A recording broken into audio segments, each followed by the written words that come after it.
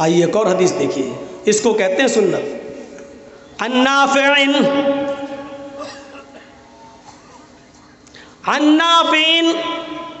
ان رجلا عطس الى جنب ابن عمر فقال الحمد للہ والسلام علی رسول اللہ۔ حضرت نافع کہتے ہیں، سنیے حدیث، اس کو کہتے ہیں سنت۔ حضرت نافع کہتے ہیں کہ ایک شخص حضرت عبداللہ ابن عمر کے بغل میں بیٹھا ہوا تھا، بازو میں، سائڈ میں بیٹھا ہوا تھا، اور اس کو چھینک آ گئی، چھینک ایسے کر کے۔ آج کل کسی کو آ جائے تو بھگا دے گا، کرونا کے لچھن پائے جائے۔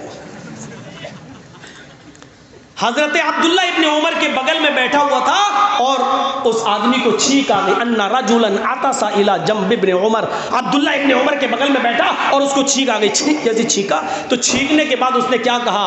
الحمدللہ والسلام علی رسول اللہ۔ دیکھیے جملہ کتنا اچھا ہے، دیکھا جائے تو اس میں کیا برائی ہے؟ اگر دیکھا جائے تو اس میں کوئی برائی نہیں ہے، لیکن کیا کہا؟ الحمدللہ والسلام علی رسول اللہ، تمام تعریفیں اللہ کے لیے ہیں، والسلام علی رسول اللہ، اور صلاۃ و سلام ہو، درود ہو، سلام ہو اللہ کے رسول پر، والسلام علی رسول اللہ، اور سلام ہو رسول اللہ پر۔ اتنا سنا حضرت عبداللہ ابن عمر نے کہ اس نے چھینکنے کے بعد کیا کہا؟ الحمدللہ والسلام علی رسول اللہ۔ تو حضرت عبداللہ ابن عمر نے کیا کہا؟ انا اقول الحمدللہ والسلام علی رسول اللہ۔ میں بھی چاہتا ہوں کہ یہی بولوں، میں بھی چاہتا ہوں کہ جب مجھے چھینک آئے تو میں بھی یہی کہوں، کیا؟ الحمدللہ والسلام علی رسول اللہ۔ میں بھی چاہتا ہوں، میرا دل بھی چاہتا ہے کہ اتنے پاکیزہ، اتنے پیارے جملے میں اپنی زبان سے ادا کروں۔ لیسا ہاکذا علمنا رسول اللہ صلی اللہ علیہ وسلم، لیکن مجھے اللہ کے رسول نے ایسا نہیں سکھایا۔ قربان جاؤ یہ تھے صحابہ، قربان جاؤ یہ تھے صحابہ، کیا کہتے ہیں؟ لیسا ہاکذا، لیکن ایسا نہیں سکھایا۔ علمنا رسول اللہ، اللہ کے رسول نے ہمیں ایسا بولنا نہیں سکھایا۔ علمنا رسول اللہ صلی اللہ علیہ وسلم الحمدللہ علی کل حال، ہمیں تو اللہ کے رسول نے یہ بتایا کہ جب تمہیں چھینک آئے تو یہ پڑھا کرو الحمدللہ علی کل حال، ہر حال میں تمام تعریفیں اللہ کے لیے ہیں۔ والسلام علی رسول اللہ نہیں سکھلایا، اس لیے ہم یہ جملے نہیں کہنا چاہیے، ہمیں وہی پڑھنا چاہیے جو ہمیں جناب محمد رسول اللہ صلی اللہ علیہ وسلم نے سکھائے ہیں۔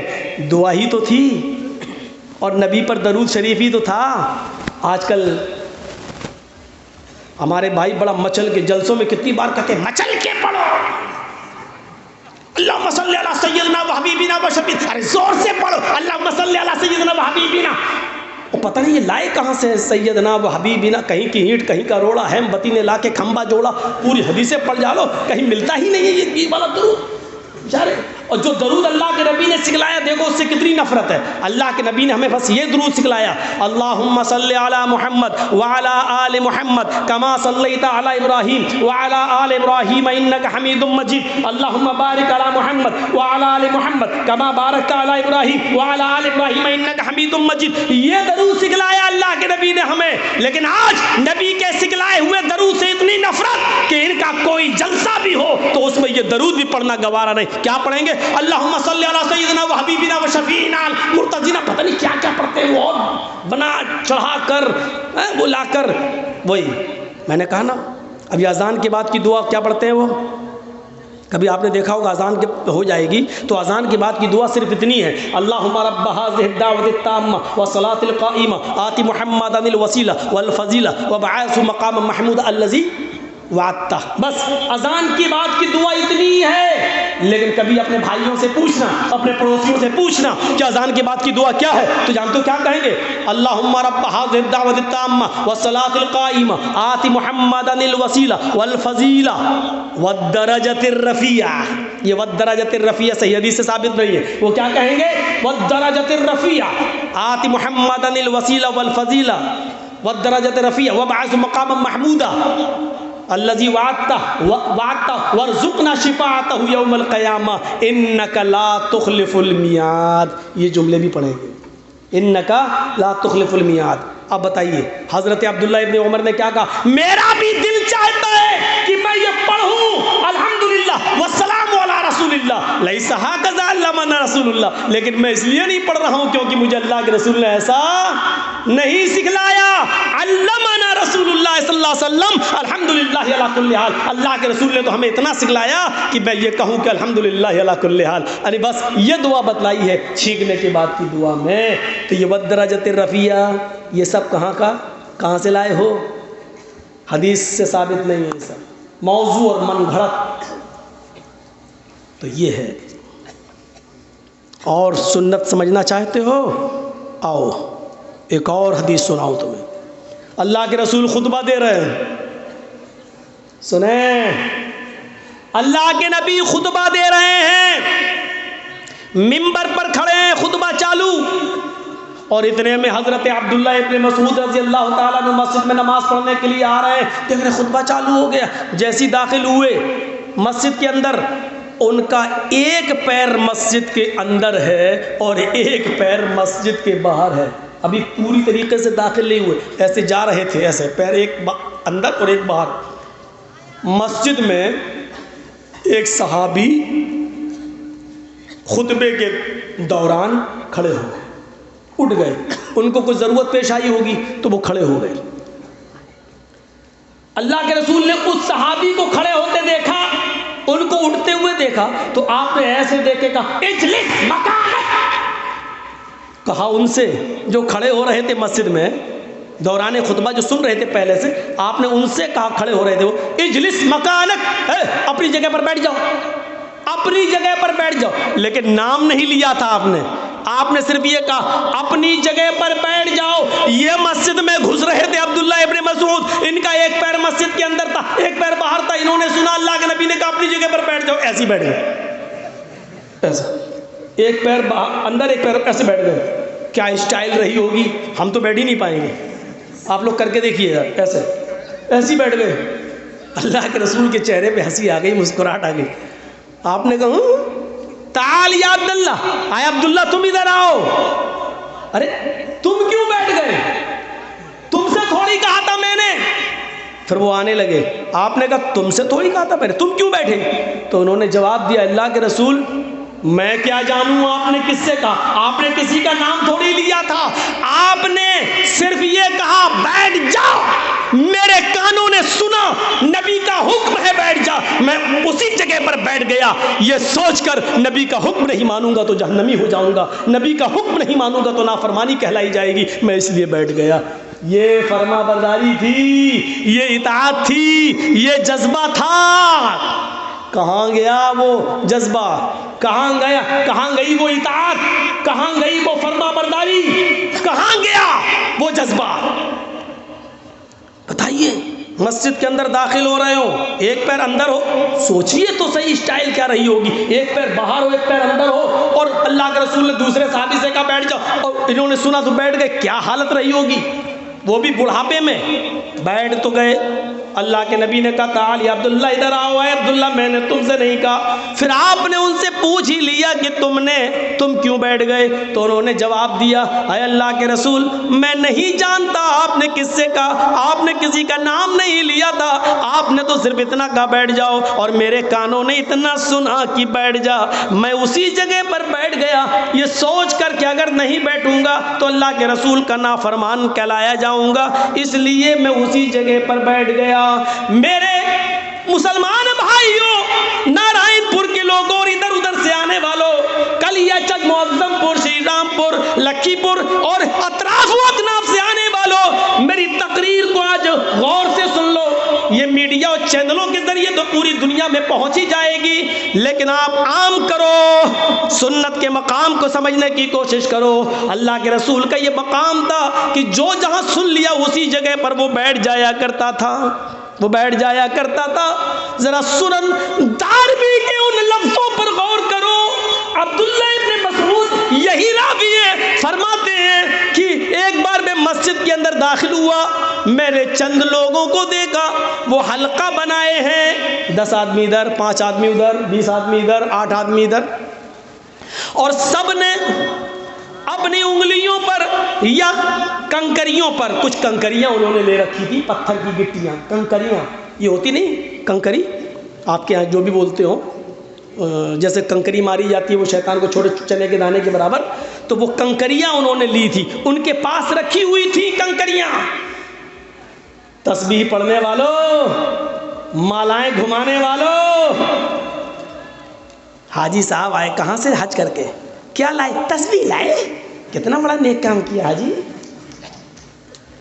کیا لایا؟ تسبیح لایا، اور کتنی اچھی طریقے سے بانٹ رہا، لو دوسروں کو لو۔ یہ تسبیح کے بارے میں یہ بانٹ رہے ہو نا، کم سے کم سوچ لیا آپ نے عبداللہ ابن مسعود نے کیا کہا تھا ان کے بارے میں؟ ان کے بارے میں سورندار بھی اٹھاؤ کنکریاں، اور 10 آدمی ادھر، 5 آدمی ادھر، لوگ پڑھ رہے ہیں 100 مرتبہ سبحان اللہ، 100 مرتبہ الحمدللہ، 100 مرتبہ اللہ اکبر، ان کنکریوں پر یہی وظیفے پڑھے جا رہے ہیں۔ ہاں آج بھی ہمارے معاشرے میں ہم نے دیکھا ہے، جب NRC اور CAA کا مدعا اٹھا تھا، میں نے دیکھا ہے بہت بڑے بڑے شہروں میں، میں نے دیکھا ہے کہ مسجدوں میں باقاعدہ وظیفے ہوئے۔ اللہ اس دیش کے پردھان منتری کی عقل گھما دے پھرا دے، امت شاہ کی کھوپڑی کو گھما دے پھرا دے، تو وظیفے ہوئے اور لوگوں نے 1.25 لاکھ مرتبہ وظیفے پڑھے، تسبیح پر لا الہ الا اللہ کا ورد اور سبحان، اور اس کا یہ حسب اللہ و نعم الوکیل کا ورد 1.25 لاکھ مرتبہ، 1.25 لاکھ مرتبہ پڑھا گیا ہے۔ یہ طریقے آپ اپنائیں گے جو شریعت سے ثابت نہ ہو، وہ طریقے اپنائے گئے۔ عبداللہ ابن مسعود فرماتے ہیں کہ میں نے دیکھا کچھ لوگ حلقوں میں بیٹھے ہوئے ہیں اور کنکریوں پر پڑھ رہے ہیں، کوئی 100 مرتبہ سبحان اللہ، 100 مرتبہ الحمدللہ، 100 مرتبہ اللہ اکبر، ان کنکریوں پہ پڑھ رہا ہے۔ تو عبداللہ ابن مسعود نے ان کو بد دعا دی، اللہ تمہیں ہلاک کر دے۔ ایک صحابی کی بد دعا، ان کنکریوں پر پڑھنے والے صحابیوں کو کیا کہہ رہے ہیں؟ عبداللہ ابن مسعود فرما رہے تمہاری ماں تمہیں کھو دے، تمہاری ماں تمہیں گم پائے، تمہاری ماں تمہیں مرا ہوا پائے، یعنی تم مر جاؤ، تم ہلاک ہو جاؤ، تم برباد ہو جاؤ۔ ان صحابیوں نے پوچھا، اے عبداللہ ابن مسعود آپ کو کیا ہو گیا ہے؟ آپ ہمیں مسجد میں آنے کے بعد بد دعا دے رہے ہو، ہم تو اچھا کام کر رہے ہیں۔ عبداللہ ابن مسعود کہتے ہیں یہ اچھا کام ہے۔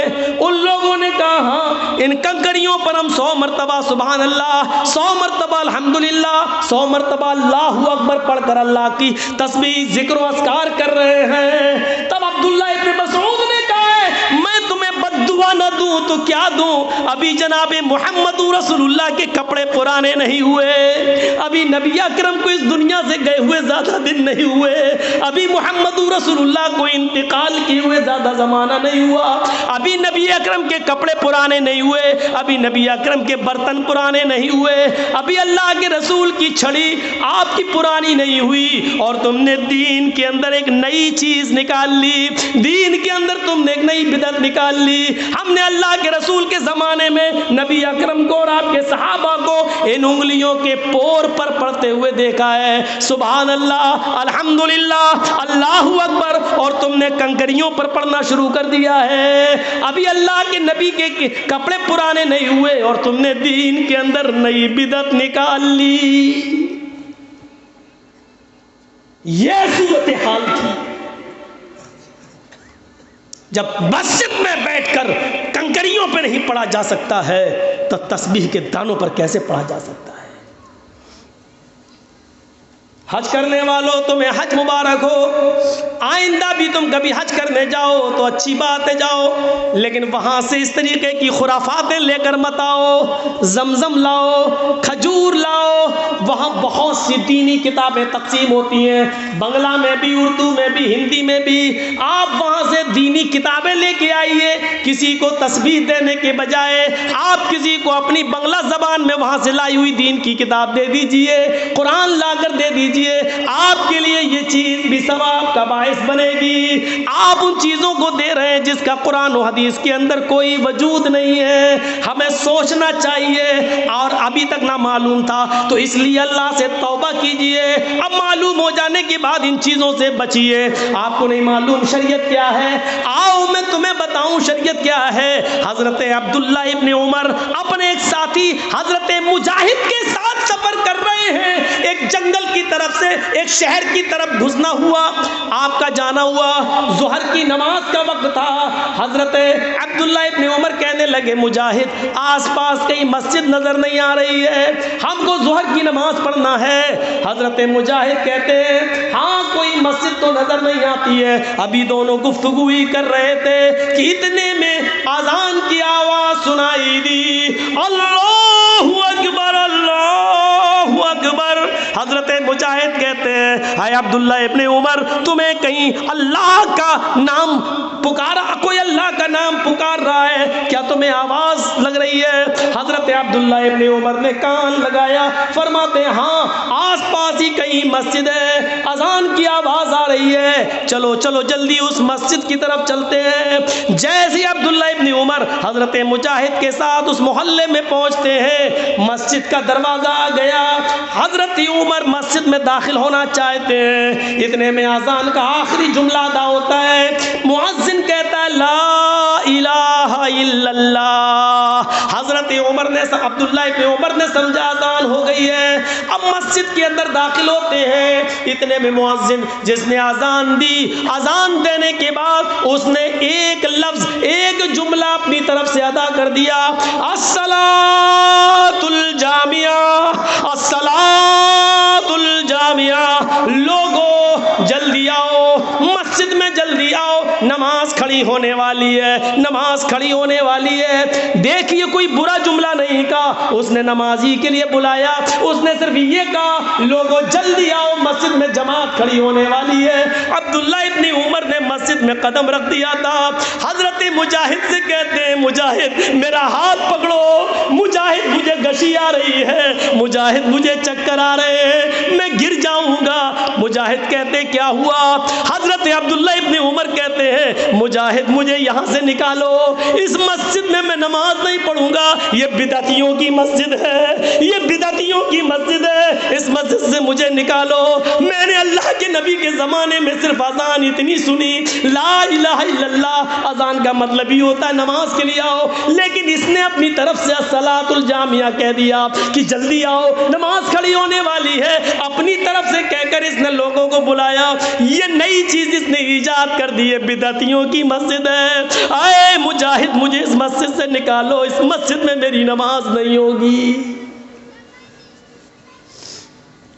سوچئے اتنا سا جملہ بڑھ گیا تو مسجد میں نماز نہیں پڑھی، باہر نکلے اپنی پگڑی اتاری، اسی کو چادر بنا لیا، اسی کو زمین پہ بچھا لیا اور بغیر ٹوپی کے نماز پڑھ لی، بغیر امامے کے نماز پڑھ لی، کیونکہ ٹوپی لگانا نہ فرض ہے نہ واجب ہے نہ کوئی زیادہ ثواب کا حامل ہے، اس لیے انہوں نے سوچا زمین پر بچھا لو، سر سے پگڑی اتر گئی تو کیا ہوا؟ میں نے اللہ کے رسول کو ننگے سر نماز پڑھتے ہوئے بھی دیکھا ہے۔ میرے پیارے ساتھیوں انہوں نے مسجد سے باہر سڑک پر نماز پڑھ لی، اپنے سر کا امامہ اتار کے زمین پہ بچھا کے نماز پڑھنا گوارا کر لیا، لیکن اس مسجد میں نماز نہیں پڑھی ہے۔ ہم اندازہ لگائیں مولانا جرجیس آپ کی مسجد میں نماز پڑھنے کا حق رکھتا ہے؟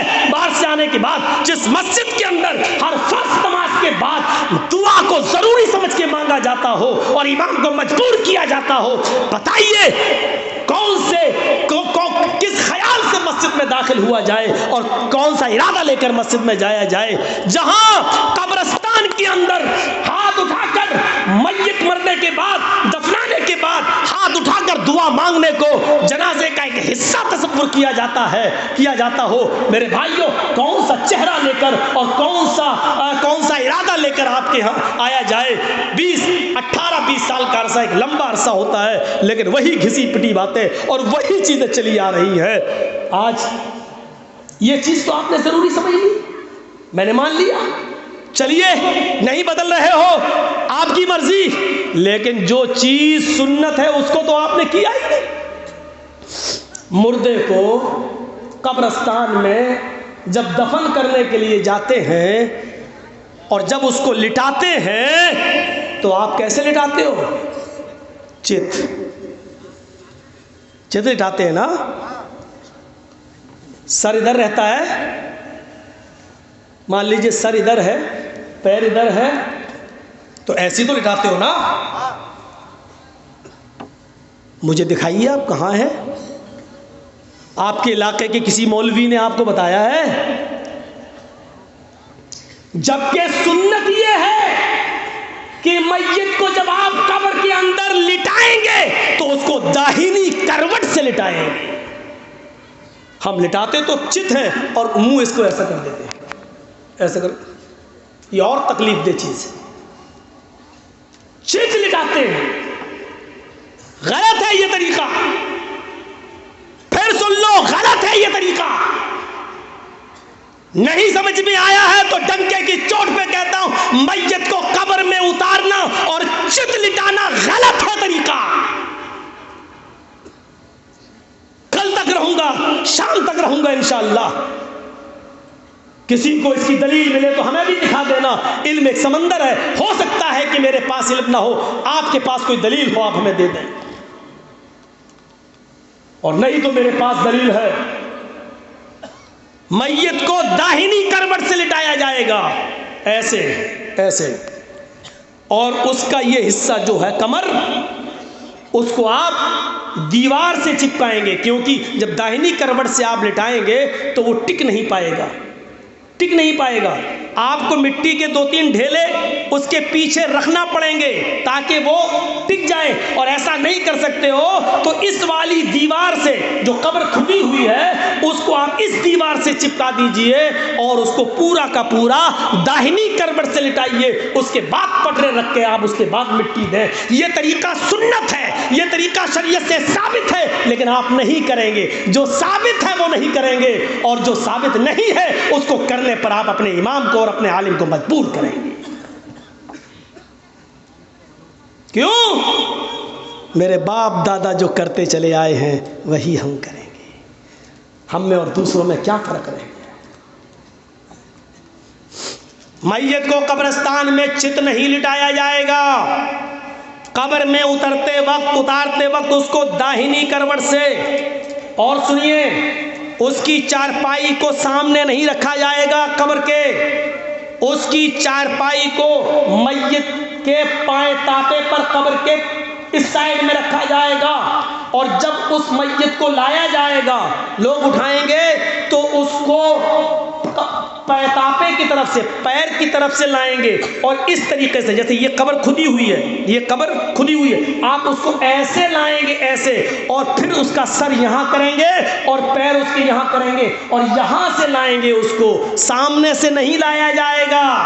سنیے طریقہ، یا تو اٹھایا اور دے دیا لے اتار لیجیے، نہیں، میت کو اس طرف رکھیں گے اور وہاں سے اس کی باڈی کو اٹھا کر ایسے لایا جائے گا، اس کا سر ادھر ہوگا، پیر ادھر ہوں گے، اور اس طریقے سے لایا جائے گا، اس طریقے سے، اور یہاں سر اور یہاں پیر رکھا جائے گا، اور اس کے بعد اس کو داہنی رائٹ سائڈ داہنی کروٹ سے اس کو لٹا کر دیوار سے چپکا کر پٹرے رکھ کر مٹی دی جائے گی۔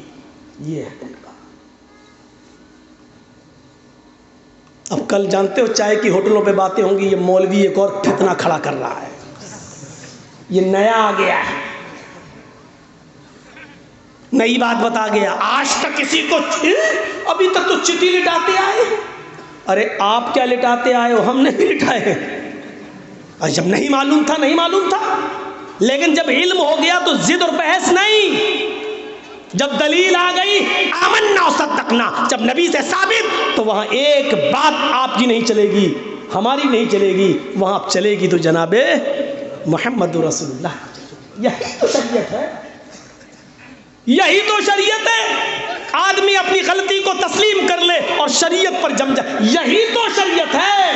آپ کو معلوم ہے حضرت امیر معاویہ خانہ کعبہ کا جب طواف کرتے تھے تو خانہ کعبہ کا طواف کرتے ہوئے چاروں کونوں کو چھوتے تھے. چاروں کعبے کے 4 کونے ہیں نا، چاروں کونوں کو چھوتے تھے. جبکہ حکم کیا ہے؟ حکم کیا ہے؟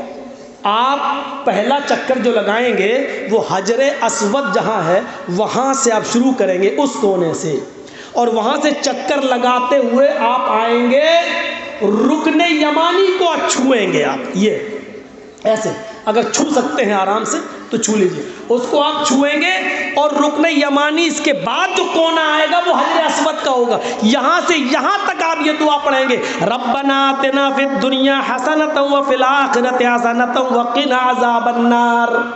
یہ دعا زور سے پڑھیں گے آپ، رکن یمانی چھوئیں گے اور وہاں سے یہ دعا پڑھتے ہوئے زور سے، ربنا آتنا فی الدنیا حسنۃ وفی الآخرۃ حسنۃ وقنا عذاب النار. جب کعبہ کا طواف کریں گے تب کی بات کر رہا ہوں میں، چاہے عمرہ کریں یا حج کریں، جب آپ طواف کریں گے کعبہ کا تو پہلا چکر آپ حجر اسود سے شروع کریں گے، اور کرتے کرتے پہلا کونا نکلے گا، دوسرا کونا نکلے گا، تیسرا کونا جو آئے گا وہی رکن یمانی ہے، اس کو چھوئیں گے، اور چوتھا کونا پھر حجر اسود ہے. تو رکن یمانی سے لے کر حجر اسود تک آپ یہ دعا پڑھتے ہوئے آئیں گے، ربنا آتنا فی الدنیا حسنۃ وفی الآخرۃ حسنۃ وقنا عذاب النار.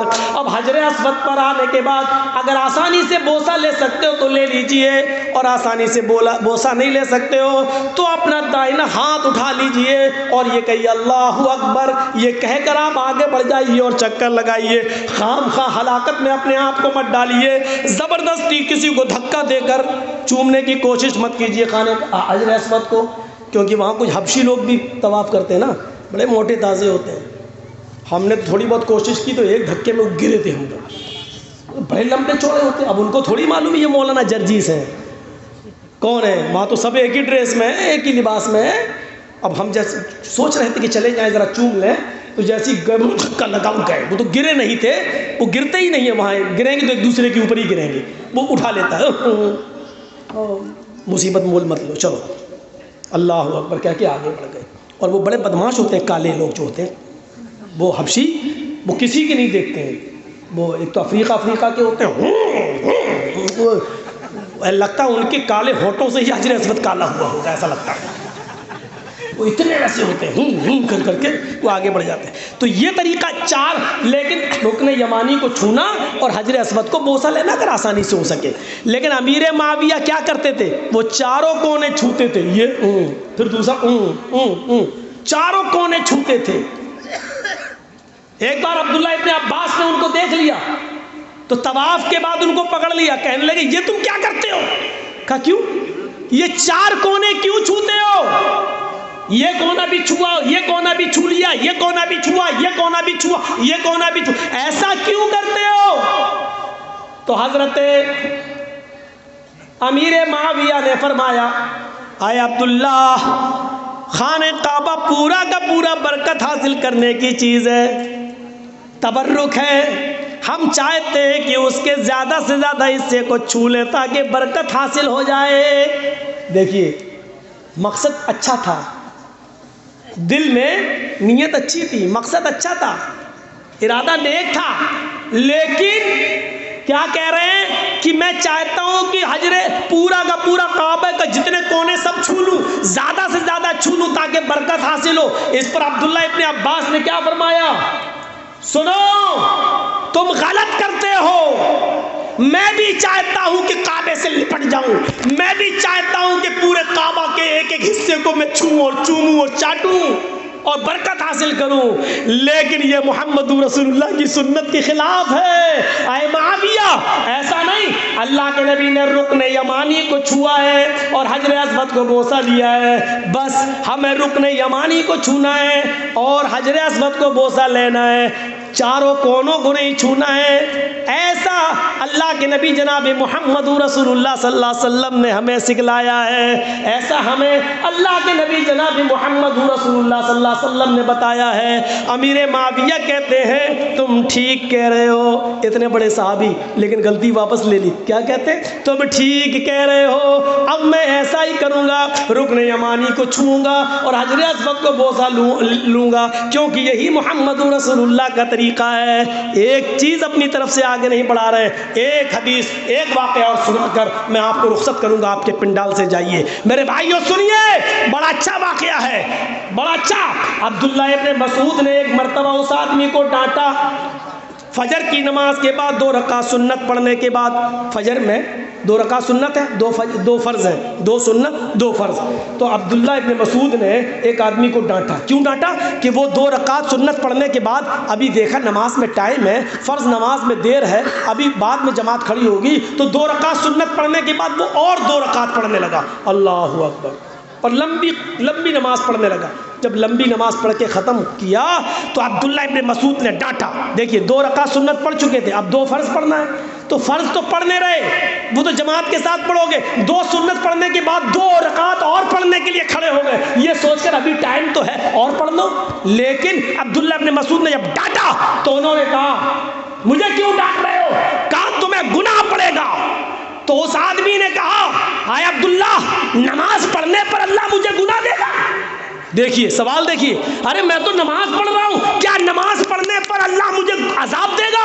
عبداللہ ابن مسعود نے کہا نہیں، نماز پڑھنے پر عذاب نہیں دے گا، سنت کی مخالفت کرنے پر اللہ تمہیں عذاب دے گا، کیونکہ اللہ کے رسول نے فجر کی 2 سنت اور 2 فرض ہی پڑھی ہے، تم 2 سنت پڑھنے کے بعد پھر سنت پڑھنے کے لیے کھڑے ہو گئے ہو، یہ گناہ ہے، یہ عذاب ہے، تمہیں نماز پڑھنے کا عذاب نہیں پڑے گا، سنت کی مخالفت کرنے کی سزا دے گا، تم سنت بدل رہے ہو، نبی کا طریقہ بدل رہے ہو، اس کا عذاب دے گا۔ تو میرے بھائیوں، ہمیں سنت کو پہچاننا چاہیے۔ جمعے کے خطبے میں میں نے کہا نیت پر ڈیپینڈ ہے ہماری عبادت، اور آج ہم نے یہ بتایا ہماری عبادت سنت پر ڈیپینڈ ہے، جناب محمد رسول اللہ کی مہر پر ڈیپینڈ ہے، نبی کے طریقے پر ڈیپینڈ ہے۔ ہماری عبادتوں پر اگر محمد رسول اللہ کی مہر لگی ہے تو وہ قبول ہوگی۔ اس لیے یاد رکھیے گا، فرض نماز کے بعد دونوں ہاتھ اٹھا کر دعا مانگنا ناجائز نہیں ہے۔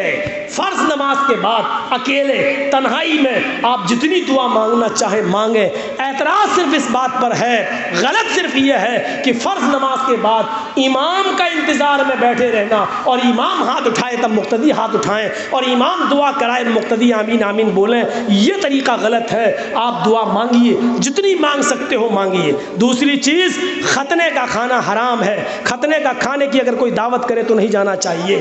ہاں، اگر عقیقہ کر رہا ہے 7ویں دن اور 7ویں دن بچے کا عقیقے پہ ختنہ کرا لیتا ہے تو اس کو ختنے کی دعوت نہیں، اس کو عقیقے کی دعوت کہنا چاہیے، عقیقے کی دعوت میں جانا چاہیے، وہ مسنون ہے، سنت ہے۔ اور سن لیجئے، عقیقہ صرف 7ویں دن جائز ہے، بس عقیقہ صرف 7ویں دن جائز ہے۔ 7ویں دن کے بعد نہ 14واں دن نہ 21واں دن، یہ صرف اپنی طرف سے بنی ہوئی خرافاتیں ہیں، اس کو چاہے جو کہہ لو، یہ ساری چیزیں غلط ہیں۔ 7ویں دن اگر آپ کے پاس استطاعت ہے تو عقیقہ کریں، اور اگر نہیں ہے تو پھر زندگی میں اللہ تعالیٰ جب آپ کو موقع دے دے اور جب صاحب استطاعت ہو جائیں آپ، تب آپ اپنے بچے کی طرف سے عقیقہ کر سکتے ہیں۔ 14ویں دن اور 21ویں دن کی کوئی وہ نہیں ہے۔ اب بہت سے لوگ استطاعت والے تو ہو گئے لیکن ابھی نہیں کرتے عقیقہ، کیا کرتے ہیں؟ بیٹے کی شادی ہے، اس کی شادی میں بیٹے کا بھی کر دیں گے اور پوتے کا بھی کر دیں گے، بیوی کا بھی کر دیں گے۔ ایک گائے لائے، 2 بیٹے کی طرف سے، ایک بہو کی طرف سے، ایک اور پوتا ہوا 2 اس کی طرف سے، 7 حصے اللہ اکبر، ایک گائے کر دی اور 7 حصے۔ نہیں چلے گا، عقیقے میں بڑا جانور ہی نہیں چلے گا، عقیقے میں 2 بکرے چاہیے، چھوٹے جانور 2 بھیڑ یا 2 دمبا یا 2 مینڈا یا 2 بکرا ہو، لڑکا ہے تو، لڑکی ہے تو 1، لڑکی ہے تو 1، لڑکا ہے تو 2۔ اگر آپ کے پاس تنگی ہے اور نہیں کر سکتے ہیں، لڑکا ہے 2 نہیں تو 1 بھی کر سکتے ہیں، چل جائے گا، لیکن اگر ہے تو 2 کریے۔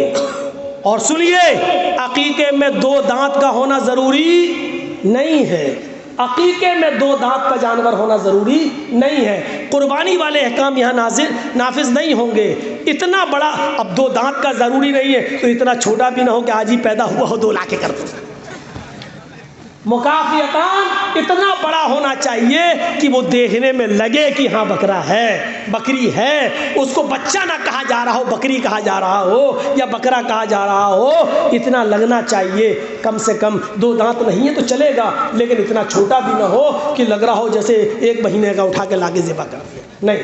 تو 2 بکرے لڑکے میں اور لڑکی میں 1 یہ ہونا چاہیے۔ تو یہ جو چیزیں تھیں جو میں نے آپ کے سامنے رکھی ہیں، آپ میت کے لیے قبرستان میں دعا کریں۔ دعا میں ہاتھ اٹھانے کا جہاں تک مسئلہ ہے وہ قابل اعتراض ہے، دعا کرنا نہیں۔ اللہ کے رسول نے خود کہا اپنے بھائی کے لیے دعا کرو، ہے بس۔ الان اس سے سوال کیا جائے گا، اس سے پوچھا جائے گا۔ چھوڑو یار، یہاں کوئی فتوے بازی تھوڑی ہوتی ہے، پر جلسوں میں لا کے سوال کرتے ہیں۔ آپ کے ہاں دارالفتہ کھلا ہوا ہے، فتوے وہاں سے لیا کریے۔ یہ تو تقریر میں ایک حصہ ہے، وہ ہم نے بتا دیا جو بتا رہے ہیں ہم آپ کو۔ اور ایک آدمی کے سوال بتاؤ تو دوسرے اور لانے لگتے ہیں۔ ایک بار کٹیہار کی سائڈ میں پروگرام ہوا تو 2.5 گھنٹے تقریر ہوئی نہیں، پورا کا پورا سوال جواب میں چلا گیا۔ اب بعد میں وہاں کے لوگ بولتے ہیں نہیں پوری تقریر 2.5 گھنٹے اور بولو، 2 گھنٹے اور بولو۔ تو یہ سب چیزیں نہیں ہونی چاہیے، یہ سب چیزیں پرسنل ہیں، اکیلے میں آ کے بات کرنی چاہیے۔ تو اللہ تعالیٰ سے دعا کریے بار الہ ہمیں کتاب و سنت پر چلنے کی توفیق عطا فرمائے، ہمیں محمد رسول اللہ کی سنت کو زندہ کرنے کی توفیق عطا فرمائے، ہمیں قرآن و حدیث کے مطابق عبادت کرنے کی توفیق عطا فرمائے، ہماری ماں بہنوں کو بھی سنت پر چلنے کی توفیق عطا فرمائے۔ اور اللہ جب تک تو ہمیں زندہ رکھ، اسلام پہ زندہ رکھنا، اور جب ہمارا خاتمہ ہو تو ایمان پر ہمارا خاتمہ فرمانا۔ وما علینا الا البلاغ المبین، وآخر دعوانا ان الحمد للہ رب العالمین۔ السلام علیکم ورحمۃ اللہ وبرکاتہ۔ মহিলাদের একটু বের হতে দিবেন, আপনারা একটু অপেক্ষা করুন। মহিলারা বেরিয়ে যায়।